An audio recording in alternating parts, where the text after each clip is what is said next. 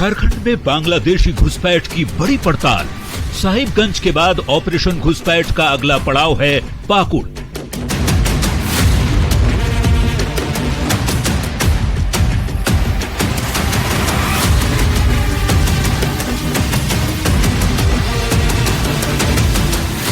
आज अपनी इस पड़ताल में हम आपको सरहद के उस छोर तक लेकर चलेंगे जहां से घुसपैठ की कहानी की शुरुआत होती है। पर उससे पहले दिखाएंगे वो नदी जो घुसपैठियों को हिंदुस्तान तक लेकर आती है।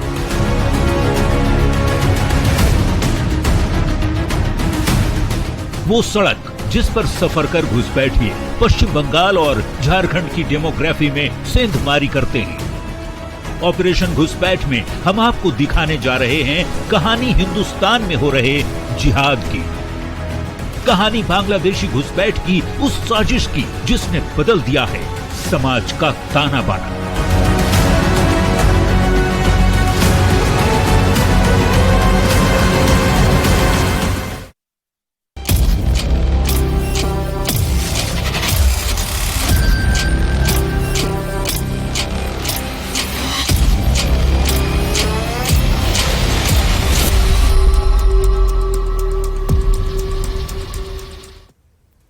नमस्कार, जौहर झारखंड देख रहे हैं आप। मैं हूं शुभे मिश्रा आपके साथ।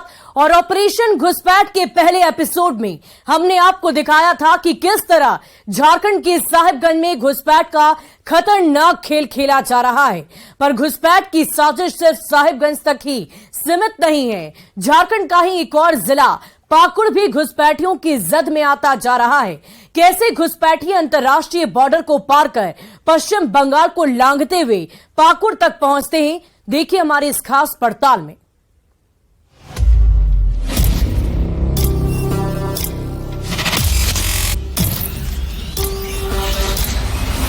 ये नजारा है पश्चिम बंगाल के धुलियान घाट से गुजरती गंगा नदी का।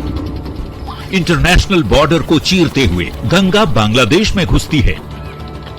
सीमा के उस पार आते ही गंगा पद्मा नदी कहलाने लगती है।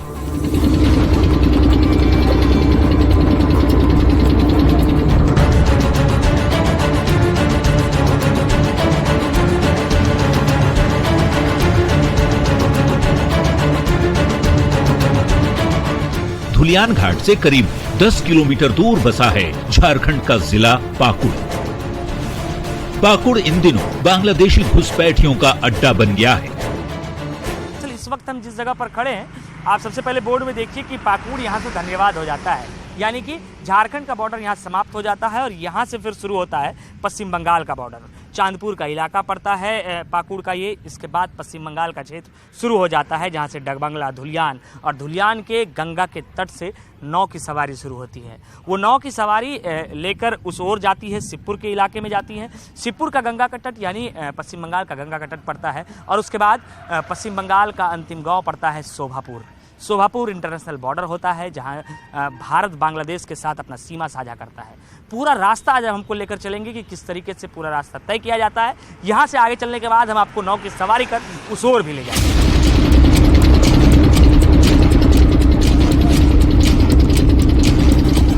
न्यूज 18 की टीम 10 किलोमीटर सड़क का रास्ता तय करने के बाद पश्चिम बंगाल के धुलियान घाट पहुंची, फिर नाव की सवारी कर गंगा के उस पार भी पहुंची।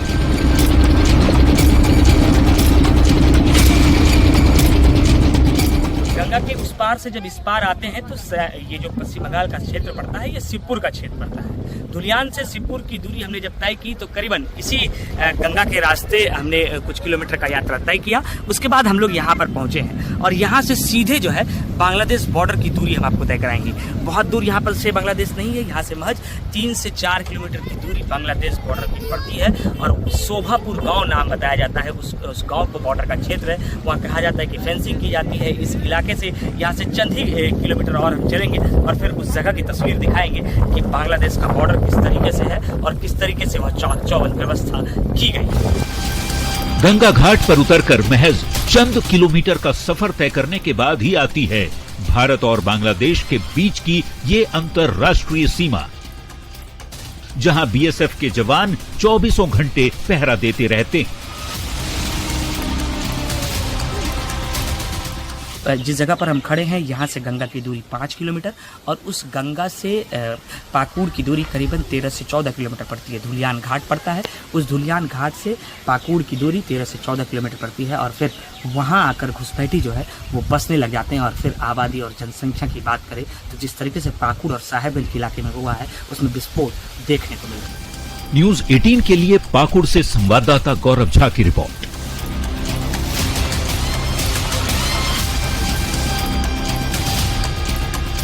और न्यूज 18 संवाददाता गौरव झा और नंद किशोर मंडल जब पाकुड़ पहुंची तो बांग्लादेशी घुसपैठियों की साजिश देखकर बिल्कुल हैरान रह गए। फर्जी तरीके से कैसे बांग्लादेशी नागरिक 500 रुपए में बन जाते हैं भारतीय नागरिक, देखिए आंखें खोल देने वाली इस खास रिपोर्ट में।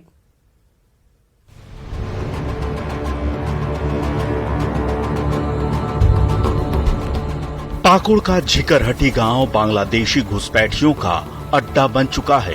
वो सरहद पार कर यहां आते हैं और फर्जी प्रमाण पत्र बनवाकर यहां के बाशिंदे बन जाते हैं।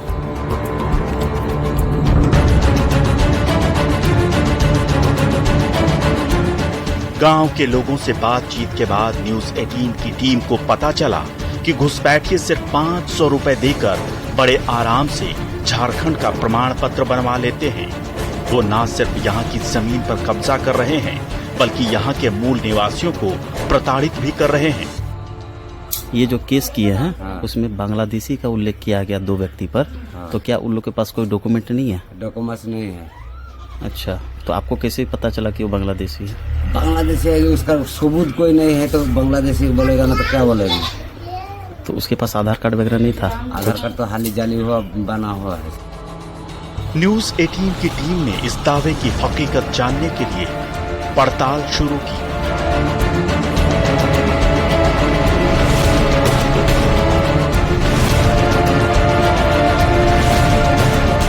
फर्जी जन्म प्रमाण पत्र बनवाने के लिए हमने एक व्यक्ति से संपर्क किया। हेलो, हाँ दादा। हाँ बोलिए। वो बोल रहे थे कि मेरे पास तो माँ बाप का आधार कार्ड नहीं है ना। अच्छा। बोले वो मतलब हम उसी टाइम आप जिस टाइम कॉल किए तो उसी टाइम नमाज पढ़ने गए थे। अच्छा अच्छा, इसीलिए बोल रहे हैं भैया। तो ठीक है, हम बना के प्रोसेस में गिरा देते हैं। आप एक काम कीजिए, हमको क्या बोले 700 रुपये फोन पे कीजिए। बर्थ सर्टिफिकेट के लिए? नहीं, बर्थ सर्टिफिकेट के लिए जो लेंगे वो लेंगे, कुल मिला के आपको जो लेंगे कल फिर बता देंगे। हाँ तो कर देंगे दादा। तो हम बोल रहे हैं ना कि मैंने कितना लगेगा उसे बोलिएगा तब ना। वो मान के चले 1000 के आसपास हो जाएगा। आधार कार्ड बन जाएगा 1000 में टोटल सब कुछ, बर्थ सर्टिफिकेट मिला के सब कुछ मिला के। फोन पर बात करने के बाद हमने उस शख्स को व्हाट्सएप पर सारी जानकारी और पैसे भेजे। महज 24 घंटे के अंदर उसने हमें फर्जी बर्थ सर्टिफिकेट बनाकर दे दिया। बर्थ सर्टिफिकेट मेरा जारी किया, उसमें बाकायदा झारखंड सरकार का लोगो भी है और उसमें QR कोड के साथ सारा प्रमाण भी है। और वो जो बर्थ सर्टिफिकेट जो जारी किया गया है वो अब्दुल नूर के नाम से है। जो अब्दुल नूर बल्कि कोई भी ऐसा व्यक्ति नहीं है, वो मैं ही हूँ। आपकी स्क्रीन पर दिख रहा ये दस्तावेज वही फर्जी प्रमाण पत्र है जो हमने महज 500 रुपए देकर बनवाए हैं। इस पर बाकायदा झारखंड सरकार की मुहर लगी है। देखकर भला कौन ये अंदाजा लगा सकता है कि ये नकली है। ऐसे ही फर्जी प्रमाण पत्र का सहारा लेकर न जाने कितने घुसपैठियों ने पाकुड़ में पनाह ले रखी है। इसकी वजह से क्षेत्र की डेमोग्राफी तेजी से बदल रही है। या 1990 में आदिवासियों का वोट पाकुड़ विधानसभा में 15% था, तो आज के डेट में बढ़ करके 25% होना चाहिए था। लेकिन आदिवासियों का वोट कहाँ बढ़ा, वो और घट गया। घटा ही नहीं, कई आदिवासी गांव ही अब नहीं है। हम लोग तो जब बचपन में जाते थे तो आज जो बस स्टैंड कहलाता है पाकुड़ का, उसको हम लोग जानते थे कित्ता जोड़ गांव, और आदिवासियों का गांव था। आदिवासी लोग वहाँ बैर का खेती करते थे, लाह का उत्पादन करते थे। एक भी आदिवासी, शायद 1-2 घर बचा हुआ होगा। घुसपैठ की वजह से आबादी में तो बदलाव आया ही है, आपराधिक घटनाएं भी क्षेत्र में तेजी से बढ़ गई हैं। पाकुड़ के मुफस्सिल थाना प्रभारी सतीश कुमार ने बताया के क्षेत्र में कई बार बमबाजी जैसी बड़ी घटना भी हो चुकी है। कई बार गांव के लोगों ने बांग्लादेशी घुसपैठियों के खिलाफ थाने में शिकायत दर्ज कराई। पुलिस ने कुछ आरोपियों को गिरफ्तार भी किया। कोशिशों के बावजूद इलाके की डेमोग्राफी और माहौल लगातार बिगड़ता जा रहा है। पाकुड़ से संवाददाता नंद किशोर मंडल और गौरव झा के साथ ब्यूरो रिपोर्ट।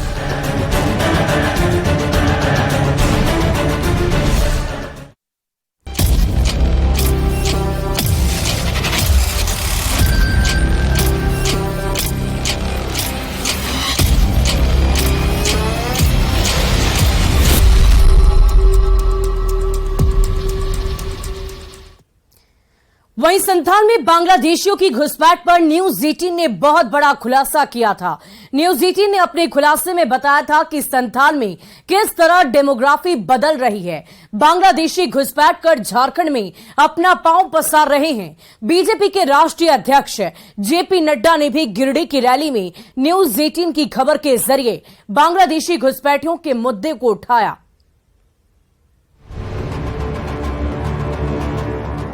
न्यूज 18 की वही रिपोर्ट है जिसे 19 जून को हमने आपको दिखाया था कि किस तरह बांग्लादेशी घुसपैठिए झारखंड को अपना अड्डा बना रहे हैं। बांग्लादेशी अब नहीं ना है, आप ही हैं। आपको पर पीछे सपोर्ट है, यही लोग हमको मारता है। अच्छा, सपोर्ट उसका लेकर हमको मारता है। हम लोग बांग्लादेशी को हम कैसे चिन्हेंगे कि ये बांग्लादेशी है, लेकिन आप ही मार रहे हैं तो वो बोला कि हमको मारेंगे। रात को 12 बजे रात को उन लोग ग्रुप होते हैं। कहाँ से आदमी जो सब वो नाव में आता है, सब नाव से आता है। उस पार से कितने लोग लगभग आते हैं? बहुत आता है। और यहाँ माल जाल भी उतार के लेकर चले जाते हैं चोरी करके।